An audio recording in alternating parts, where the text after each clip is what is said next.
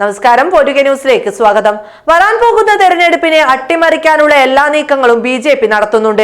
അതിന്റെ ഭാഗമായി പ്രതിപക്ഷ പാർട്ടികളുടെ അക്കൗണ്ടുകൾ മരവിപ്പിച്ചും തങ്ങൾക്കെതിരെ ശബ്ദമുയർത്തുന്നവർക്ക് നേരെ ED ഉപയോഗിച്ച് അറസ്റ്റ് ചെയ്തുമൊക്കെ പ്രതിപക്ഷത്തെ തകർക്കാമെന്ന മനക്കോട്ട കെട്ടിയാണ് ബി.ജെ.പി. മുന്നോട്ട് പോയിക്കൊണ്ടിരിക്കുന്നത്. തങ്ങൾ കാണിച്ച അഴിമതിയും കള്ളത്തരവും മൂടിവെക്കാൻ വേണ്ടിയാണ്, അല്ലെങ്കിൽ വഴിതിരിച്ചു വിടാൻ വേണ്ടിയാണ് ഒരു ചെന്നായ കൂട്ടത്തെ പോലെ പ്രതിപക്ഷത്തെ വേട്ടയാടിക്കൊണ്ടിരിക്കുന്നത്. അതിന്റെ ഒരു തുടർക്കഥയാണ് നാം ഇന്ന് രാജ്യത്ത് കണ്ടുകൊണ്ടിരിക്കുന്നതും.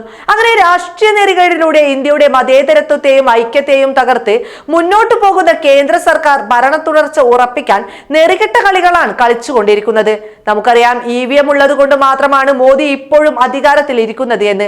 അല്ലെങ്കിൽ എപ്പോഴേ അധികാര കസേരയിൽ നിന്നും മോദിയെ തൂക്കിയെറിഞ്ഞു കളഞ്ഞേനെ. വരാൻ പോകുന്ന തെരഞ്ഞെടുപ്പിലും EVM ഉപയോഗിച്ച് ഒരു അട്ടിമറി BJP നടത്തുമെന്നതിൽ യാതൊരുവിധ സംശയവും വേണ്ട. കാരണം തിരഞ്ഞെടുപ്പ് കമ്മീഷൻ പോലും മോദിയുടെ ബിനാമികളാണോ എന്ന ചോദ്യം ഇന്ന് പ്രസക്തമാണ്. അപ്പോൾ പിന്നെ പറഞ്ഞിട്ട് ഒരു കാര്യമില്ല. പക്ഷെ ഇപ്പോൾ ഇതാ EVM-നെതിരെ ശബ്ദമുയർത്തിയതിൽ കോൺഗ്രസ് നേതാവ് രാഹുൽ ഗാന്ധിക്കെതിരെ തെരഞ്ഞെടുപ്പ് കമ്മീഷന് പരാതി നൽകിയിരിക്കുകയാണ് BJP. ഞായറാഴ്ച ഡൽഹിയിലെ രാംലീല മൈതാനിയിൽ നടന്ന ഇന്ത്യ മഹാറാലിയിലായിരുന്നു രാഹുലിന്റെ പരാമർശം. EVM ഇല്ലാതെ മോദിക്ക് തെരഞ്ഞെടുപ്പ് ജയിക്കാനാകില്ലെന്നായിരുന്നു രാഹുൽ ഗാന്ധി പറഞ്ഞത്. തെരഞ്ഞെടുപ്പ് കമ്മീഷനിൽ കേന്ദ്ര സർക്കാരിന്റെ സ്വന്തക്കാരാണ് ഉള്ളതെന്നും രാഹുൽ പറഞ്ഞിരുന്നു. അധിക്ഷേപപരമായ പരാമർശമാണ് രാഹുൽ നടത്തിയതെന്ന് തെരഞ്ഞെടുപ്പ് കമ്മീഷന് നൽകിയ പരാതിയിൽ BJP ആരോപിച്ചു. രാഹുലിനെതിരെ വെറും നോട്ടീസ് പോരാ, കടുത്ത നടപടി വേണമെന്നായിരുന്നു പരാതിയിൽ BJP ആവശ്യപ്പെട്ടിരിക്കുന്നത്. അതല്ലേലും EVM-നെതിരെ ശബ്ദിക്കുന്നവരെ അഴിക്കുള്ളിലാക്കുകയല്ലേ മോദിയും കൂട്ടരും. അപ്പോൾ പിന്നെ ഇതല്ല, ഇതിനപ്പുറവും സംഭവിക്കും. പക്ഷേ രാഹുലിനെ പൂട്ടാമെന്ന BJP-യുടെ കണക്കുകൂട്ടലുകൾ ഒരിക്കലും നടക്കില്ല.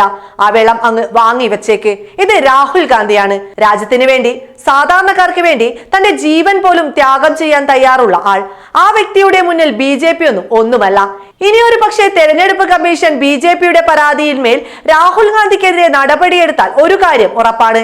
രാഹുൽ ഗാന്ധി പറഞ്ഞതുപോലെ തെരഞ്ഞെടുപ്പ് കമ്മീഷനിൽ BJP-യുടെ സ്വന്തക്കാരാണ് എന്നുള്ളത്. കാരണം തിരഞ്ഞെടുപ്പ് ചട്ടലംഘനവുമായി ബന്ധപ്പെട്ട് നിരവധി BJP സ്ഥാനാർത്ഥികൾക്കെതിരെയും, എന്തിനേറെ പറയുന്നു, കോയമ്പത്തൂരിൽ റോഡ് ഷോ നടത്തിയ പ്രധാനമന്ത്രി നരേന്ദ്രമോദിക്കെതിരെ പോലും തെരഞ്ഞെടുപ്പ് ചട്ടലംഘനം ആരോപിച്ച് പരാതികൾ പോയിട്ടുണ്ട്. അതിനൊന്നും നടപടിയെടുക്കാത്ത തെരഞ്ഞെടുപ്പ് കമ്മീഷൻ രാഹുൽ ഗാന്ധിക്കെതിരെ നടപടിയെടുത്താൽ ജനങ്ങൾ ഒറ്റക്കെട്ടായി നിന്ന് അതിനെ നേരിടുമെന്ന്. അതൊരു പക്ഷേ മോദിക്കും കൂട്ടർക്കും നേരിടാനായി എന്ന് വരില്ല.